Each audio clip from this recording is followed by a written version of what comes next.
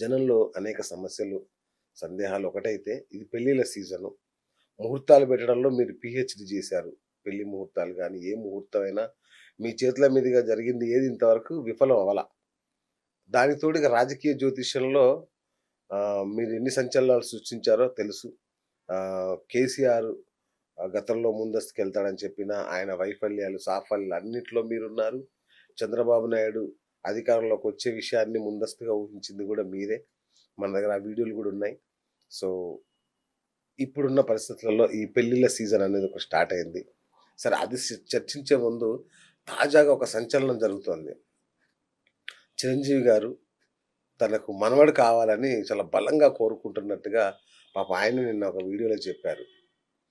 మరి ఏంటి ఆయనకి వారసుడు వచ్చే యోగం ఉందా లేదా? పాపం నా చుట్టూ ఆడపిల్లే అని ఆయన మదన పడిపోతున్నాడు. ఓం శివాయ గురవే నమః. శ్రీ భద్రకాళి మాత్రే నమః. వారికి సంబంధించినటువంటి విషయాల్లో ఏంటంటే అంటే చిరంజీవి గారిది గతంలో కూడా నేను చెప్పాను. అవును. రాజకీయ భవిష్యత్తు ఎలా ఉండబోతుంది అని కానీ లేకపోతే సినీ ప్రస్తావన ఎలా ఉంటుందని కూడా గత చాలా ఇంటర్వ్యూస్లో కూడా నేను చెప్పడం జరిగింది. వాళ్ళది కాల సర్పదోషం అనేటువంటి ఒక దోషం అండి చిరంజీవి గారిది. గుళిక కాల సర్పదోషం అంటే ద్వితీయ స్థానం మీద అష్టమ స్థానం మీద ప్రభావితమైనటువంటి ఒక దోషం అది. ఓకే. అయితే రామ్ చరణ్ గారిది సంబంధించినటువంటి హారోస్కోప్స్ అన్ని కూడా పరిశీలన జరుగుతుంది, తీసుకున్నాము. రైట్. ఈ ఇంటర్వ్యూ అయిపోయే లోపు దానికి సంబంధించినటువంటి సమగ్ర ఇన్ఫర్మేషన్ నేను మీకు ఇస్తాను.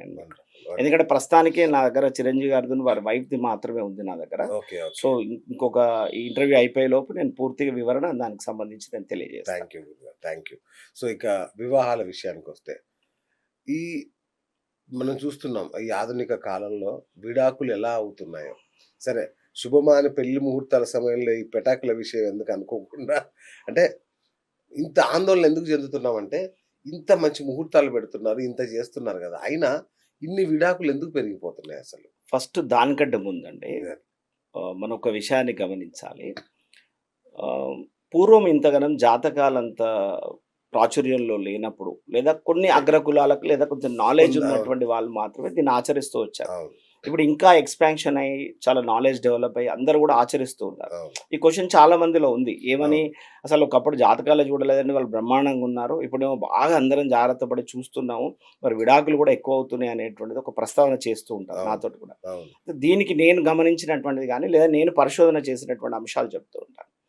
మనకి గ్రహాలు ఎలా మారుతూ ఉంటాయంటే, ప్లానటరీ పొజిషన్స్ మూమెంట్స్ ఎలా ఉంటాయంటే దాన్ని బట్టే విపత్తులు కానీ, దాన్ని బట్టే అనర్థాలు కానీ, దాన్ని బట్టే రోగాలు కానీ వృద్ధి చెందడం స్టార్ట్ అవుతూ ఉంటాయి. కేవలం గ్రహం యొక్క పొజిషన్స్ని బట్టే. సో ఒకసారి ఉన్న పొజిషన్ అనేటువంటిది మళ్ళీ 100 ఏళ్ళ తర్వాత ఉండదు. ఆ కాంబినేషన్స్ కానీ ఆ గ్రహాలు కానీ, ఇప్పుడు లాస్ట్ 2020లో 19లో షష్టగ్రహ కూటమి వచ్చింది, ఇప్పుడు మళ్ళీ షష్టగ్రహ కూటమి వస్తుంది.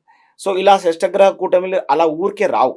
సో ఒక గ్రహాలు తిరుగుతున్నటువంటి పొజిషన్ని బట్టి మనలో మార్పులు జరుగుతాయి, మన ఆయుష్ తగ్గుతూ ఉంటుంది, మన హైట్ తగ్గుతూ ఉంటుంది, రకరకాల విధానాలు మారుతూ ఉంటాయి. సో అలాగే ఈ యొక్క జ్యోతిష విషయంలో ఈ యొక్క పర్టికులర్ వివాహ వ్యవస్థకు సంబంధించినటువంటిది ఏంటంటే, పూర్వము ఆచరించే విధానం చాలా పర్ఫెక్ట్గా ఉండేది. భయపడేవారు. శాస్త్రం అంటే శాసిస్తుంది, ఇలానే చెయ్యాలంటే అలాగే చేసేవారు. ఓకేనా. ఇప్పుడు జనరల్గా ఏంటంటే పెద్దవాళ్ళు చూసుకునేవారు, మన జాతకాలు పొంతన ఉంటే చూసుకునేవారు, కుటుంబ వివరాలు తెలుసుకునేవారు, సంబంధం ఖాయమయ్యేది. వధూవరులు ఎప్పుడో మండపంలో కానీ లేదా మహా అయితే లగ్నపత్రికలో మాత్రమే చూసుకునేటువంటి అవకాశం ఉండేది. ఇక్కడికి వచ్చే వరకు ఏంటంటే ఆ వ్యవస్థ తగ్గిపోయింది. బిఫోరే పెళ్లి చూపులు అని చెప్పేసి ఎట్లా పడితే అట్లా దాన్ని వ్యవస్థ ఖరాబ్ చేశారు. రెండోది మంత్రబలం లేదు. రెండోది సరైనటువంటి ఒక జ్యోతిషిని పరిశీలించే విధానం తగ్గిపోయింది. అందుబాటులో ఉన్నటువంటి పురోహితులను కానీ లేదా గుళ్ళో ఉన్న అయ్యగారిని కానీ చూపిస్తున్నారు. అయితే నేను వాళ్ళ విద్వత్తు నేను తక్కువ చేయట్లేదు. అందులో కూడా గుళ్ళో ఉండే అయ్యగారు కూడా చాలా అద్భుతమైన పాండిత్యం కలిగిన వారు ఉంటారు, పౌరోహిత్యంలో కూడా జ్యోతిష అనుభవం ఉంటుంది. కానీ స్పెసిఫిక్గా ఒక పర్టికులర్ ప్రొఫెషనల్ ఆస్ట్రాలజర్కి చూపించే విధానంలో డిఫరెన్స్ ఉంటుంది. ఒకటి, పూర్వము మన పెద్దవారు పెంచిన విధానంలో కట్టుబాట్లకు మనకు భయం ఉండేది, ఒక భయం అనేటువంటిది కూడా ఉండేది. ఇప్పుడు ఆ భయం లేదు. ఇండివిజువాలిటీ అనేటువంటిది ఒక మాట బాగా మాట్లాడుతున్నారు, ఇండివిజువాలిటీ అనేటువంటిది. దానివల్ల కూడా గ్రహ ప్రభావంతో పాటుగా మన ఆలోచన విధానంలో కూడా మార్పులు వచ్చాయి. దాన్నే దశమ స్థానం అంటారు జ్యోతిషంలో, కర్మస్థానం అంటారు. ఆలోచించే విధానం కూడా మార్పు వచ్చింది. సో కాబట్టి ఇప్పుడు ఒక జ్యోతిషుడి దగ్గరికి వెళ్ళామనుకోండి, తను ఏం చెప్తాడు, తను సిస్టమ్ చెప్తాడు. ఏమని, వీళ్ళ వధూవరుల కలుస్తుందండి అంటాడు. అవును. కానీ ఏం చేస్తాడు, తను ఒక క్రతువుల గురించి ఆయన ముహూర్తాలు ఇస్తాడు. ఉమ్, పసుపు గొట్టం ఈ సమయంలో పెట్టండి, లగ్నపత్రిక ఈ సమయంలో చేయండి, అవును. తొలుసూరుగా మీరు ముందు బంగారము చొక్కం బంగారం తీసుకెళ్లి అవసల వాడికి ఈ సమయంలో ఇవ్వండి. ఉమ్, అవసల వాళ్ళు కూడా ఏంటంటే, పూర్వం అంటే ఒక పెళ్లి పుస్తలు చేయాలంటే స్నానం చేసి పూజ చేసుకొని వాళ్ళ కులదేవతకు స్థాపన చేసుకొని ఉమ్, ఆ సుత్తెకు కూడా కంకణం కట్టి మొదటిసారి బంగారం ఆ సమయంలో కొట్టేవారు. ఓహో. ఇప్పుడు పుస్తలు అంత సిస్టమేటిక్ గా తయారవుతున్నాయా? ఎక్కడండి పోయి కొనుక్కొచ్చేస్తున్నారు అంత. రెండవది, ఆ మండపం వేసేటువంటి పెళ్లి మండపానికి కూడా ఒక ప్రామాణికం ఉంది. దానికి మంత్రాలు ఉన్నాయి. అలా మంత్రాలతో ఆచరణ చేస్తూ అది కట్టాలి మండపాన్ని. అలా కడుతున్నామా? లేదు. అంటే మనకు చాలా రకాలైనటువంటి ఆచరణ విధానాలు అనేటువంటివి పోయినాయి. సో కాబట్టి ఒక బంధం నిలబడడానికి ఎన్నో అంశాలు ఉంటాయండి. ఒక జాతకమే కాదు. ఓకే, ఓకే, ఆ అయ్యగారు చేసే మంత్రబలం ఉంటుంది. మనం ఓకే, చేసే క్రతువులు ఉంటుంది. పసుపు కొట్టం అని అంటారు. అది చాలా చాలా విశేషమైనటువంటిది. ఓకే. అదేదో రంగు రంగు పెయింట్లు వేయించి తీసుకొచ్చి అది పెట్టేసి అదేదో ఫ్యాషన్ లెక్క అదో ఒక దంచవే మేనత్త కూతురు అని ఆ, సాంగ్ పెట్టి ఆ, అదేదో పాటలు చేసుకుందని సరదాగా చేస్తున్నారు. అది చాలా ముత్తైదులతోటి సంతానం చక్కగా సంతానం ఉన్నటువంటి ముత్తైదులతోటి అదొక ఆశీర్వచనంగా చేసేటువంటి క్రతువులు. బా. సో ఇలా ఒక వివాహం కంటే ముందు చాలా చాలా పదుల సంఖ్యలో క్రతువులు ఉంటాయి. ఉమ్, సుమారుగా నాకు తెలిసినంత వరకు మన తెలంగాణ ప్రాంతానికి వచ్చే వరకు కూడా సుమారుగా 35 క్రతువులు ఉంటాయట. బా. 35 నుంచి 40 క్రతువులు ఉంటాయి. ఇవి ఎవరైనా ఆచరిస్తున్నారు? అసలు పోనీ నేనే చెప్తున్నాను, వాస్తవంగా కూడా ఈ 35-40లో కూడా నాకు మహా అయితే ఒక 20 తెలుసు. బా. అంటే నాకు కూడా సగం తెలియదు. కరెక్ట్. అంటే నాలాడి వంటి వాడికే సగం తెలియదు అంటే ఇక మీ సాధారణమైన వాళ్ళ సాధారణ పరిస్థితి వాళ్ళకి ఏంటి? అసలు ఏం సో తెలుస్తుంది? ఏం చేస్తున్నారు, ఎంగేజ్మెంట్ లగ్నపత్రిక, ఆ కేకులు కట్ చేసుకోవడం, ఆ రింగ్స్ మార్చుకోవడం, ఆ అడవైన స్ప్రేలు కొట్టుకోవడం ఏదో ఫ్యాషన్ అయిపోయింది. అవును. దీని తర్వాత ప్రీ షూట్కి వెళ్ళిపోవడం, వెడ్డింగ్, ప్రీ వెడ్డింగ్లు ఇవన్నీ చేసుకుంటూ ఉండడం. అదే లగ్నపత్రిక ఏదో పాపం వాళ్ళ చాదస్తాం, ఏదో ఇటు తల్లిదండ్రులు అటు తల్లిదండ్రులు కూర్చోవడం, అవును. అయ్యగారు కూర్చోవడం, మార్చుకోవడం, ఇక డైరెక్ట్ పెళ్లి మండపంలోకి వెళ్ళిపోతున్నారు. అవును. చాలా విధానాలు ఉంటాయండి. చాలా విధానాలు ఉంటాయి. ఉమ్, ఆ పత్రిక విషయంలో కూడా అది ముందు ఎవరికి ఇవ్వాలి, కులదేవతకు ఫస్ట్ పెడతారు. అచ్చా. సో అది ఫస్ట్ ఎవరికి ఇవ్వాలి, ఆ ఇంటి అల్లుడికి ఇవ్వాలి, ఆడబిడ్డకి ఇవ్వాలి. ఇవి చాలా విధానాలు ఉంటాయి. ఇవన్నీ పోతున్నాయి.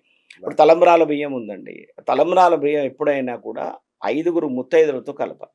ఓకే. ఆ 5 ముత్తైదులు కూడా ఖచ్చితంగా వాళ్ళకి పిల్లలు ఉన్న వాళ్ళై ఉండాలి. ఓ, ఎవ్వరు సంస్థ అయిన ఎవరైనా మెచ్యూర్డ్ అయినటువంటి పిల్లల్ని ఎవరిని కూడా ఆ ఇంట్లోకి రానియకూడదు పెళ్లి నిశ్చయం చేసిన తర్వాత. ఓకే. ఇప్పుడు ఏమైతుందండి, ఇప్పుడు మెచ్యూర్డ్ అయినటువంటి వాళ్ళు ఇంట్లోనే ఉంటున్నారు. అవును. ఇప్పుడు కాంగానే ఒక 2 నిమిషాలు పోయి స్నానం చేసి వచ్చి అయిపోయిందండి అవును. అంటున్నారు. ఇలాంటి ఎన్నో రకాలైనటువంటి లోపాలు జరుగుతున్నాయండి. బా, సో మంత్రలోపం జరుగుతుంది, క్రియాలోపం జరుగుతుంది. ఈ ముహూర్తం సంబంధించి ఎట్లా పడితే అట్లా పెట్టేస్తున్నారు. అవును. ఆ పంచాంగకర్తలు చాలా స్పెసిఫిక్గా మెన్షన్ చేస్తున్నారు ముహూర్త విషయంలో. వాళ్ళు ఏమంటున్నారంటే మమ్మల్ని అధికమైన ముహూర్తాలు ఇవ్వాలని ఒత్తిడి చేస్తున్నారు. కరెక్ట్. కాబట్టి అవును. మా మనసుకు అంగీకరించకపోయినా పెట్టుడు మేము ముహూర్తాలు. మేము ముహూర్తాలు ఇస్తున్నాము, ఆ. ద్వితీయ శ్రేణి ముహూర్తాలు కూడా ఇస్తున్నాము. బా. మీ విఘ్నతతో దీన్ని వాడండి, ఉమ్, లేదా అత్యవసర పరిస్థితులలో వాడుకోండి అని పంచాంగకర్తలు ఏం చేస్తున్నారు, ఇచ్చేసి వాళ్ళు చేతులు దులిపేసుకుంటున్నారు. అంతేగా. ఇప్పుడు స్మోకింగ్ ఈజ్ ఇంజరియస్ టు అని ప్యాకెట్ మీద రాశామండి, ఇక మీరు దాగి చావండి అన్నట్టు. అంతే కదా. ముహూర్తాలు అయితే ఇవి తప్పుడే, మీరు పెట్టుకోండి, మీ ఇష్టం, మీ కర్మ అని పంచాంగకర్తలు కూడా వదిలేస్తున్నారు. ఈ పురోహితులకి ఏంటి పాపం, వాళ్ళను కూడా అనడానికి ఏం లేదు. అవును. ఇప్పుడు వాళ్ళు ఎంతమంది ముహూర్తాలు పెట్టాలి, వాళ్ళు ఎన్ని అని చెక్ చేసుకుంటారు, వాళ్ళు ఎంతగానం చేస్తారు. లేదండి నెలలో సరిగా కుదరటం లేదండి అంటే వింటారా, ఇంకో పురోహితుడి దగ్గర పోతారు, లేదా ఇంకో అయ్యగారి దగ్గరికి పోతారు. సో వీళ్ళు ఏం చేస్తున్నారు, సరే పంచాంగకర్త అయితే ఇచ్చారు కదా, ఉమ్, ఈ అదే ముహూర్తాన్ని మనం ఇస్తే అయిపోతుంది కదా అని తారాబలం చెక్ చేసుకుంటున్నారు, ఇచ్చేస్తున్నారు. సో ఎక్కడ ఉంది అసలు ఆచరించే విధానం? అంటే మనం నడుచుకునే విధానంలోనే మనకు ఓపికలు లేవు. ఇక భార్యాభర్తలు కలిసి ఉండడంలో ఓపికలు ఎక్కడికి వెళ్ళి ఉంటాయి? అంతే కదా. పెద్దలు చేసే విధానంలో ఇన్ని క్రతువులను సాంప్రదాయబద్ధంగా ఆచరిస్తూ వెళ్ళాలి కదా. కరెక్ట్. మనకే ఓపికలు లేవు కదా. మనకే ఓపిక లేనప్పుడు పెళ్ళైనటువంటి పిల్లలు ఇప్పుడు ఎవరి వాళ్ళు ఇండివిజువల్ లైఫ్స్ అయిపోయినాయి. రైట్.